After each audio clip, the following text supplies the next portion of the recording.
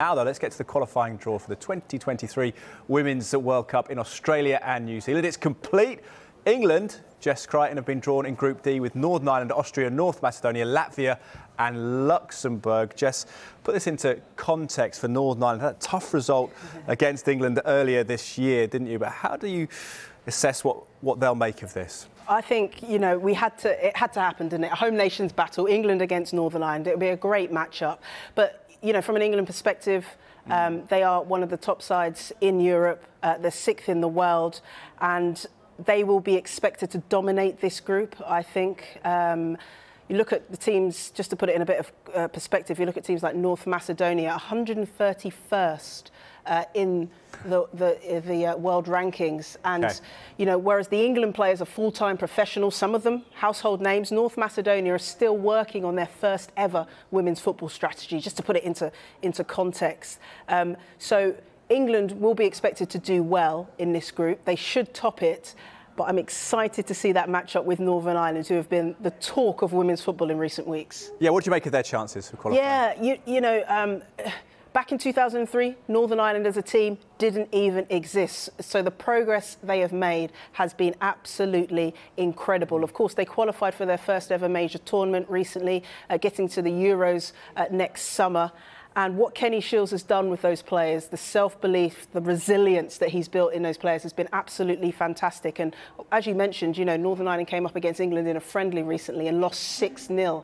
But I think by the time they come to qualifying, this will be a completely different, a more competitive Northern Ireland side when they take on England in September. Yeah, as you say, the squads are always changing, momentum's always changing around the players in international football. Let's look at Scotland's group now. They're in one of 3 groups of 5. Who do you feel is going to be toughest on past form for them here? Oh, you have to say, if I was a betting woman, Ed, I would put some money on Scotland here. Like, obviously Spain will be their toughest opponents. They are the highest ranked team in that group, 13th in the world, 10 places above Scotland. And they're in a similar position to Scotland, I would say, in terms of their development. They've made steady progress after over the last decade, yet to break into the world's top 10. And the last time that these two played each other in a major tournament, I think it was back in the Euros of 2017, the group stages, Scotland won 1-0.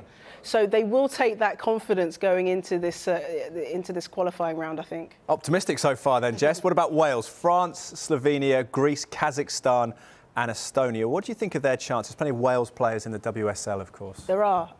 Wales have a good chance here, but remember, of course, that it's only the top sides of these groups that go through to the World Cup finals automatically. The runners-up will go via a playoff. So it will be tough for France for Wales, I should say, to win this group with the likes of France, who are one of the top sides in Europe, in the world. They have world-class players in their squad, France. They have a world-class domestic league as well. And France have qualified and been to the quarter-final stages of the past 2 major tournaments. So they've got major tournament experience in comparison to Wales, who have never qualified for a major tournament. But Wales have made steady progress as well over the last few years. They have a new manager in Gemma Granger who wants them to be more attack-minded, wants them to be more expressive on the ball.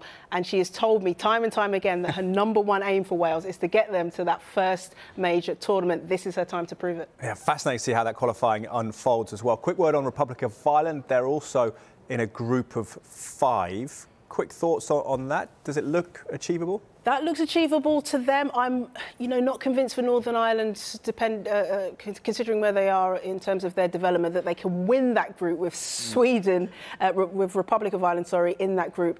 When you look at Sweden, who, again, have major tournament experience, they have pedigree at this level.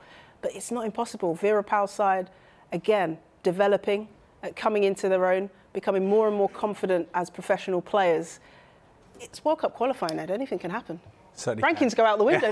Well, I hope so, yeah, from Republic of Ireland's perspective anyway. Jess Crichton, wonderful to see you again. Thank you very much.